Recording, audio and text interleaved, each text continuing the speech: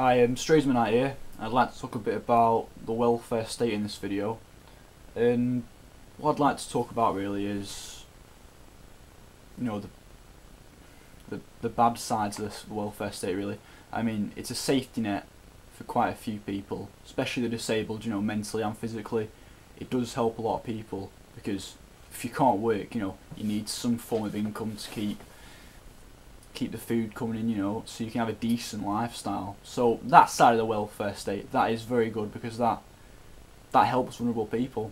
But there's another side where it's like instead of a safety net, it's like a trap for people, and it takes people who could be used, who could work, and it puts them in a cycle where they lose their skills, and then so they find it hard to get back into work, and also a lot of the welfare, I mean, it's different. If you're on welfare benefits, you probably think differently, but I'm just going to say this.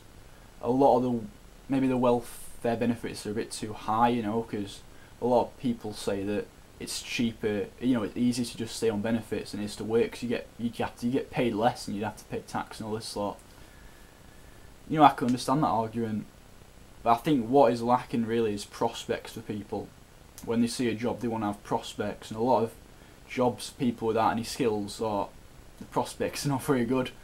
So, I think our aim should be in the long term to try and change the welfare state completely. Keep it for the disabled people and try and get people working, and give them prospects, and if they're not in work, get them training or in skills, because that's what you need to do. And it's costing the taxpayer like billions to keep these people out of work and just having a fairly good lifestyle. They're not learning anything. They're kind of like they're separated from society because they're on benefits.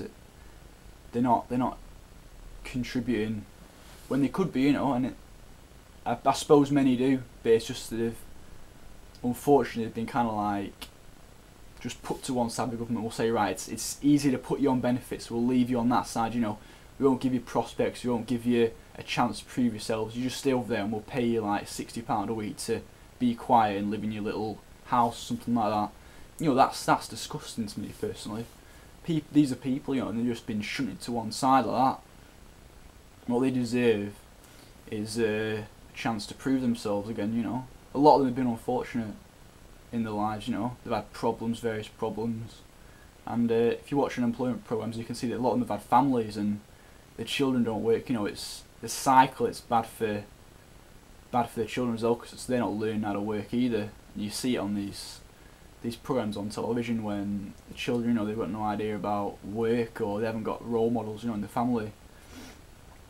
To anyone who says these people don't have a work ethic, well, everyone has a work ethic. It's just got to be opened. It's got to be harnessed. You have to bring that side of people out in them. And I think what's happened is the government's just said, as I said, they're just left, and they haven't even, they don't bother with them anymore. They don't even check up on them, see how they are. There's like job seekers allowance, and I don't know. It's especially, and the worst thing is young people who are unemployed. They're just getting more and more of them, and it's just bad for the economy. That's all I can say. And a lot of that's to do with the education system, which I'll talk about in another video after this one. But the welfare state's just backward in this country. I think it will collapse eventually. And even these conservative reforms they're trying now, they'll still leave them people in them houses. They just won't bother them, or they'll just pay kids to stay on benefits and things. It's because then they're off the unemployment figures. They're off the unemployment figures if they're getting paid these benefits, and then they pay kids to go to college and stuff with this EMA.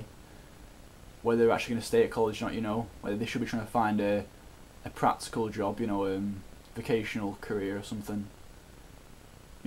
They should be doing that. I think the education system's to blame. As I said, I'll put it in another video. These two are linked hand in hand, I think. But in the north, unemployment's getting worse and worse. There's actually whole communities now that are unemployed because there's just nowhere to work. Well, there is place to work, but these people don't have the skills necessary to get those places. You know, so what needs to be done is that people have to be energised. You know, they have to be given a chance to prove themselves. And when the work you know, starts picking up, when jobs start coming back, we haven't got, there's like 3 million unemployed, then they'll have a chance to do it. But the government has to give them a chance. It has to make it clear in the benefits. So you have to reduce benefits, increase prospects, and stop paying people for doing nothing, because that's just negative. Personally, I think you should pay people to at least do some volunteer work, or at least, you know, benefit the community or do something.